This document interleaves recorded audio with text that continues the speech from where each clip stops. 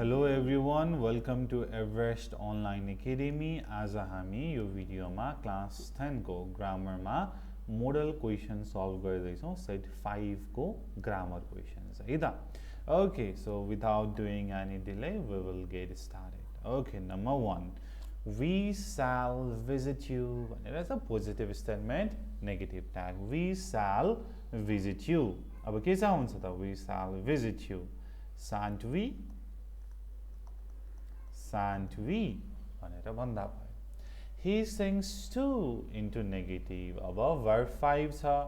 verb 5 छ भनेदेखि के भन्ने त doesn't plus verb 1 भनेर भन्ने. That's why he doesn't sing. He doesn't sing either. He doesn't sing either भनेर भयो. है so to either मा चेन्ज हुन्छ. Johan lives in Dubai. Into what question भनेर छ. अब यसमा who lives in Dubai भनेर भने पनि भयो. Johan lives in Dubai.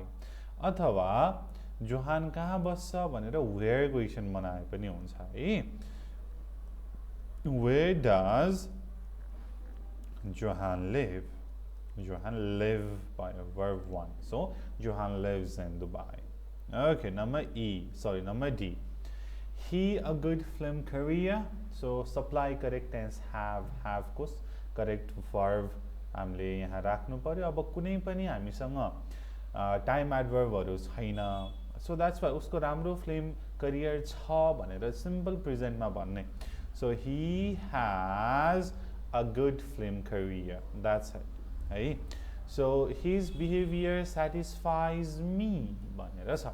So यहाँ object छ. अब यसलाई subject मा लिएर I present tense मा छ. That's why I am plus verb 3. I am satisfied. I am satisfied what? By his behavior. With his behavior भनेर भयो. Next, the last one, he asked me if I had been there the previous night भनेर छ. अब यसमा के चाहिँ भन्ने त he asked me छ, he said to me. अब डाइरेक्ट स्पीचमा लाग्नु पर्यो and we start the quotation mark if छ है.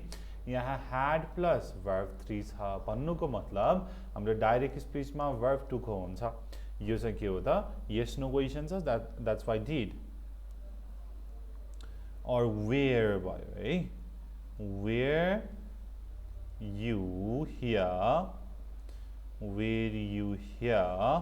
yesterday?